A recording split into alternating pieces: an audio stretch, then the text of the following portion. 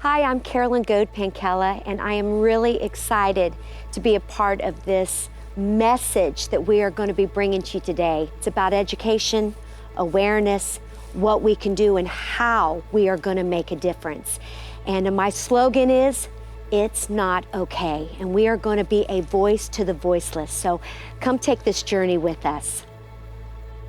So I've been in law enforcement for over 25 years. I spent the last 13 years or so of my career fighting human trafficking because my goal was to end this atrocity.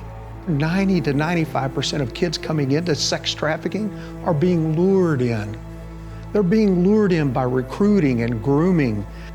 And so one day when I was leaving out of the gas station, that is where I locked eyes with my first trafficker. And it only took him 3 words to realize that I was his perfect victim before he started grooming me. And those 3 words was, "You are beautiful." Those are 3 words that I had never heard my entire life from people that were supposed to love you and support you and be there for you. The grooming stage is where they're slowly being conditioned for the life that they're about to get into. But over the next 3 weeks, he would then groom me and kind of find out everything about me. And I wish I knew all this then, but I didn't. But that's when he started to learn my family history, my background, where I came from, who loves me, who supports me. So one of the fastest growing aspects of minor sex trafficking, or sex trafficking of minors, is what we refer to as familial trafficking. That's kids being trafficked by their own families. Both of my parents were drug addicts and alcoholics. So my dad had a stroke when I was 9, then that left him disabled. And after that, my mom got involved with more drugs. She started doing crack. Eventually, she started prostituting herself for her drugs. And I went with her one time when I was 11, and her drug dealer offered her a $10 piece of crack for me instead of for her. After about 3 weeks of grooming me, he asked me, did I want to go on vacation with him? And off we went to where I thought was going to be the vacation of my dreams was actually the nightmare from hell. Every thought in my mind is going off, but he reminded me with the truth. And the truth was, don't think about running because no one is going to look for you. No one cares about you. No one will even know that you're dead. My trafficker would take me to a hotel. He would make arrangements with the staff so that he wouldn't have to stay. The staff would let people in the rooms. And I remember one time I had been there for a couple of days. The staff came in one day and they told me that my friend called, which was my trafficker, and said that I needed to walk home, which was a couple miles away. And I remember I was walking down the hall, barefoot, bleeding, crying, and nobody asked any questions. If I was okay, if I needed help, they just let me walk by and leave.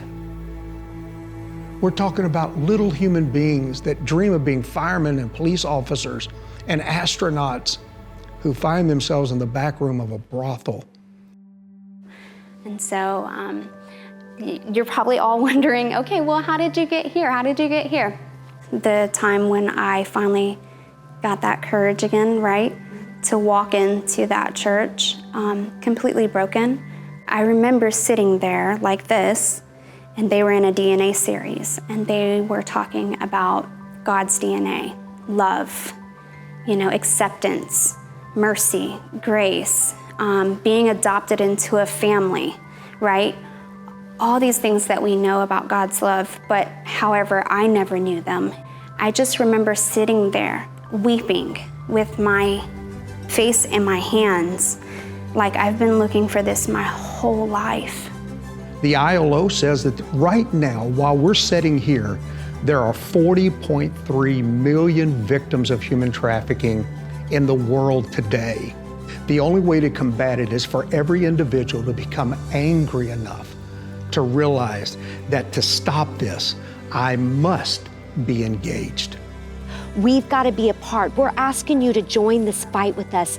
Alone, we can do so little, but together, We can do so much. The goal is that we are looking to buy this 5 acres that's got a home on it. So we're trying to raise about $350,000 just to get this property.